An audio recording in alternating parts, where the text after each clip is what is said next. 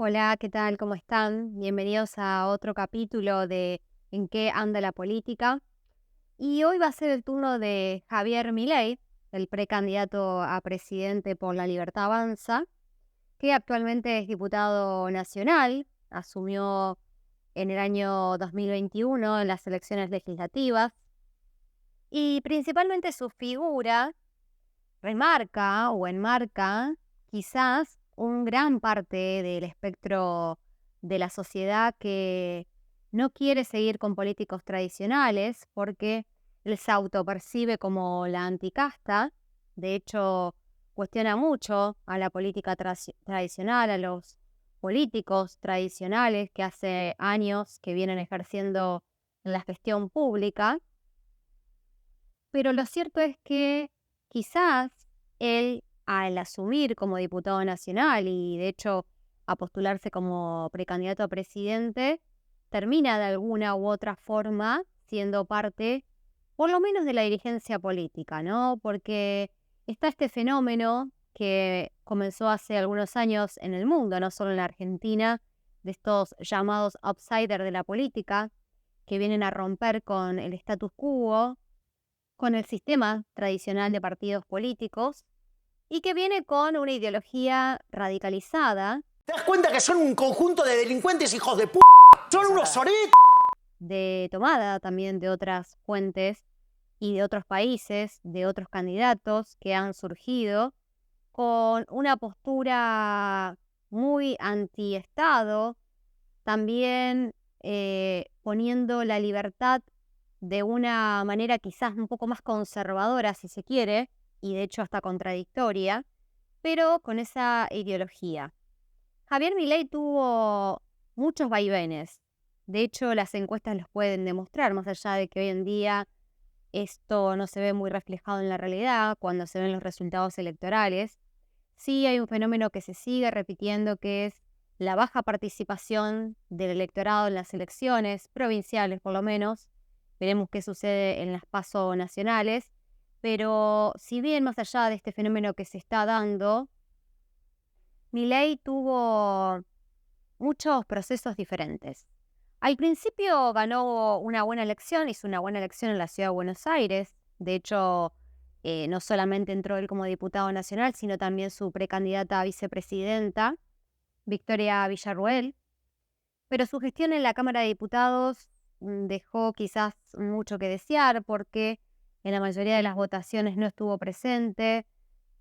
Casi todas sus votaciones fueron en contra de los proyectos. Desde el bloque de la Libertad Avanza vamos a rechazar esta basura de consenso. De hecho, hubo un momento donde se equivocó, votó de forma negativa en dos proyectos que él quería votar de forma positiva y mandó un comunicado a la presidencia de la Cámara de Diputados diciendo que quería cambiar el sentido de su voto. Por lo cual esto no se puede hacer una vez que un legislador vota, no se puede volver el tiempo atrás después de 5 días de haber pasado una sesión. Y algo que desconoce Milei, por lo visto, es que no se puede hacer eso. Por otro lado, también se observa que no tiene mucho vínculo con la prensa parlamentaria, no está en los pasillos del Congreso charlando con diferentes periodistas, tampoco va a al Salón de los Pasos Perdidos a realizar entrevistas. Es un hombre de muy pocas palabras también en el recinto de la Cámara de Diputados. Y por otro lado, muy confrontativo a la hora de expresar, de dar su discurso, de los pocos discursos que ha dado en estos 2 años, que también hay que destacar que el Congreso ha trabajado muy poco en estos últimos 2 años. Y por otro lado, me parece fundamental decir qué es lo que se está observando sobre este fenómeno de Milei.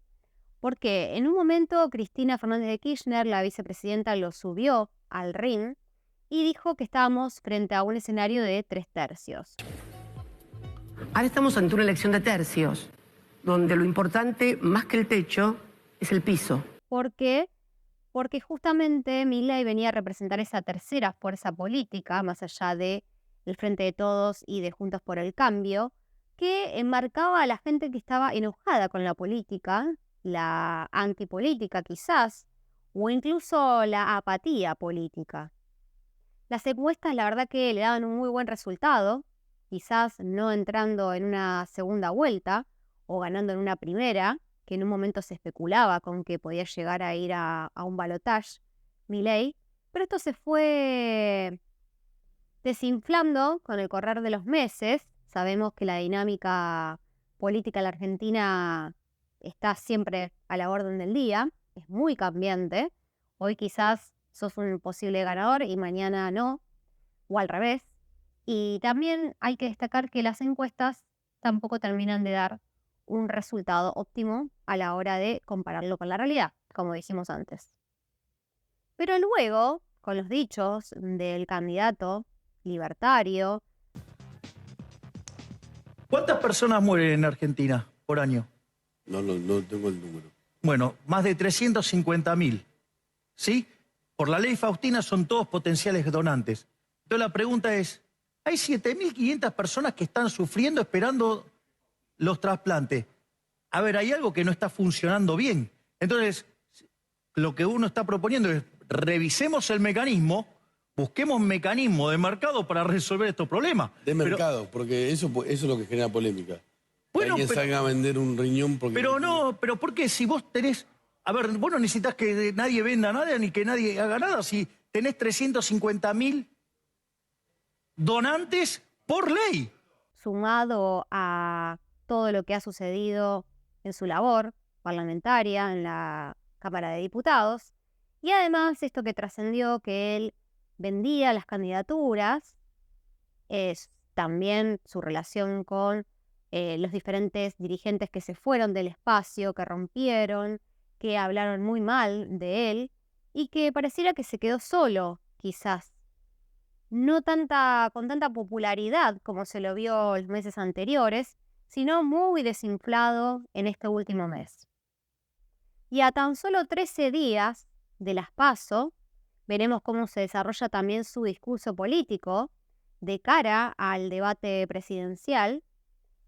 Lo cierto es que Javier Milei hoy se encuentra quizás apostando todo su capital político en esta elección, porque sabemos que tiene 2 años más en la Cámara de Diputados. En el caso de que no ganase la presidencia, podría continuar como diputado, pero su futuro quizás sea un poco incierto y habrá que ver, en el caso de que pierda, si se vuelve a postular como precandidato a presidente, como lo hizo también Sergio Massa, que se postuló en el año 2015 por fuera del kirchnerismo con su partido político, el Frente Renovador, y también con el exgobernador de Córdoba, fallecido, Juan Manuel de la Sota, que también quedó en un tercer puesto en aquel momento y no pudo ir a una segunda vuelta, que allí finalmente Mauricio Macri le ganó a Daniel Scioli.